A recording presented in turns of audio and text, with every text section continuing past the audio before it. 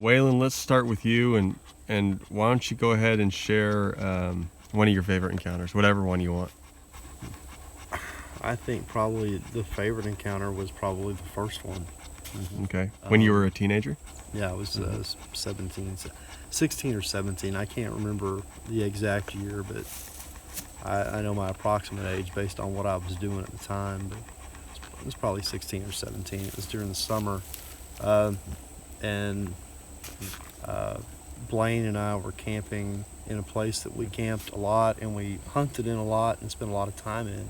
And we had thought about building like a log cabin there, or trying to build a log cabin just out of deadfall. And we'd been working on that during the afternoon, and when we started to get dark, we did bring a skillet from the house with us, and we had some raw hamburger meat and just some bread and ketchup. So we just made, fried hamburgers and bread, and with bread and ketchup. And when we'd come into the area earlier in the day, we had found turkey feathers. Little piles of turkey feathers, not scattered turkey feathers that you would think about, but there were just these little piles of turkey feathers in varying sizes, from the outer feathers, the feathers on the wings, to some of the inner feathers, and then just piles of down. And they were correlated, which we thought was really weird because we didn't know who in the world could be hunting back there, because we didn't hunt turkeys. And we looked at it and we talked about it all afternoon, and it was a mystery. We were trying to figure out, who could have done that or what could have done that, because coyotes don't do that, wolves don't do that. I mean, a dead turkey to them is a dead turkey. They don't pluck it before they eat it. So that's what we were kind of talking about, was the turkey feathers, and but we didn't put two and two together that anything like that could take place or was actually real. We ended up going to sleep pretty late. I have no idea what time, but it was pretty late. You slept out there? Yeah, we just slept under the stars. Say we had to fire at one point, and I woke up to Blaine. When he woke me up saying, "Waylon," I could hear there was something in his voice, something serious. And I woke up and I sat up, and he said, there's somebody out here. And I said, "What do you mean somebody?" He said, "There's somebody standing right over there." And he pointed back toward a power easement. There was a high line that ran down the middle of this little area that we were playing in and camping in. And so I stood up. I was trying to see what he could see, but I couldn't see it because my eyes were still adjusting. So the first thing we did was just started throwing pine needles and whatever we could get our hands on the fire to get the fire built back up. And I'm assuming this is probably 2:30 or 3 o'clock in the morning. I'm guessing. And then I relit the Coleman lantern. I relit the Coleman lantern, pumped it up really good. It had that bluish green light. And he pointed, and I could see at that point what he was talking about and what he was looking at. And I still, to this day, if you ask him, he can't tell you why he woke up when he did. Huh. He doesn't know. He just woke up and knew something was out of place, and then he saw it before I did. At first we thought it might be a person, even though we couldn't figure out who in their right mind would be out there, because it was kind of stooped over. It didn't look that tall. It didn't look that bulky. We thought it was somebody maybe messing with us. We thought it might have been a transient person. We didn't know who it was, and there was really nobody that lived around there, but we thought it was a person instantly, and so we started walking toward it. And when we got closer and the light hit it, that's when it stood up and we could really see what it was. And I would say it was like a giant chimp on steroids, but when I say giant, it wasn't like 9 feet tall. I mean, it was 6.5 feet tall, maybe 6'2", somewhere around there. It wasn't 4 feet wide at the shoulders like a lot of people say. To me, it was just like a big bonobo or a chimpanzee. but you could tell that it was auburn. It was the same color as my dog. It was the same color as pine needles Okay, let me try to get your dog here.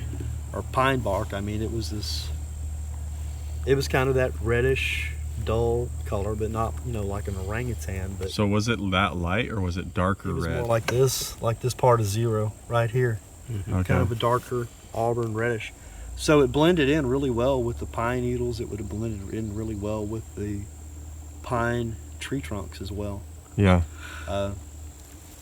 And that was the thing that I look at. The thing that I think about when I think about it is the color, because I really couldn't see the face. Mm-hmm. So it wasn't towering. It wasn't too big, but it wasn't too small either. I think that maybe it was a sub-adult or a juvenile, and it just kind of looked right through us and right past us. I didn't get the feeling that it was looking at us at all. Really? I was getting the feeling that it was trying to figure out what it wanted to do, that if it wanted to go the direction that it needed to go, that it was going to have to walk through us. Or sometimes I think that maybe there was another one, maybe a more mature one on the other side of us that it could see and that it was looking at. I don't know for sure, though. There was never any concrete proof that there was more than one. I think that maybe we were just in the spot that it liked to hunt in. So by the time you actually stood up, and I'm assuming you guys stopped at that, you're walking towards it. We were scared it. at that point. We were stood scared up. anyway. We were pretty scared anyway. So you already thought it was a person, but then it stood up and it was definitely a human-like thing. It wasn't like a misidentification, obviously, right. at this And point. the only thing that we had seen that would correlate was we had seen the legend of Boggy Creek. Oh, okay. So we did have a frame of reference for it at the time. It's like, okay, well, that thing in that movie was actually, it's real now. It's standing right here. And at that point, we both lit out. We were scared. We ran home. And when we crossed the logging road that went back to our house, I knew that we were within a couple hundred yards. And so I started yelling for my dogs. Oh, I yeah. had 2 dogs. I had 2 Rhodesian Ridgebacks like him, Heckle and Jekyll. And I started yelling for my dogs, and they came and they met us. And they were barking, but they didn't go in deeper into the woods. They didn't pursue anything. They just met us and they ran back home with us, and we beat on the door. And my dad, I called my dad the ogre. We always called him the ogre. When he would wake up, he would be grumpy and grouchy, and he woke up and let us in, and we tried to tell him what went down, and he just told us to go to bed. And then the next morning, he and my uncle walked back out there with us. My dad and my uncle were both, full-blooded Native. They were born and raised there. They were born at home. Full-blooded Comanche. Comanche, yeah. And they never said anything. They never tried to explain anything. They just told us that they would go back with us to get our axe and just see what was there. And there was nothing there. There was nothing to see. And we only saw it really from the knees up. I can't remember seeing its feet. I could tell that it had a deep brow or inset eyes. There was this feeling of depth to its face, even though I couldn't see any detail because of just the way. What do you mean? You mean depth like humanity, or do you mean? No, just that its eyes were deep set. Oh, I see what you're saying. That it had a pronounced brow. Yeah. Okay. Its head was round. It wasn't cone shaped like Patty's head, or like a lot of pictures that you see, or even video of purported Sasquatches that you see. It didn't have a sagittal crest, which at the time I had no idea what that was. It just had a round head. To me, it was just a big monkey. And that was what we called it, but it was instantly a monster to us. That was it was the only frame of reference that we had. It was a monster. The movie that we saw said they were bad, so obviously this one is bad. Mm-hmm. And that was the way we proceeded. And we didn't camp out there again for a long time. And anytime we did go back in there, even if we were alone, I remember we went back into that area to cut a Christmas tree that year. And I remember we both took pistols with us we took pistols and a crosscut saw because we were going to have to pass through that area, and we had avoided it like the plague. Oh, really? For a long time after that. But anyway, that was really, I guess, my favorite sighting because it's the one that kind of started the whole thing, and it's pretty much been a lifelong fascination. Mm-hmm. It kicked off a passion for Bigfoot. Yes, and it started out, I'll say it started out, was very fearful. It was a very fearful thing. But I joined the Marine Corps because I ended up with an irrational fear of being in the woods alone. Oh, really? I did. And when I ended up in Northern California, a lot of the Marines at the place that I was stationed in Bridgeport had Bigfoot stories. They had Sasquatch stories, or they had stories that they had heard that had been passed down from that area.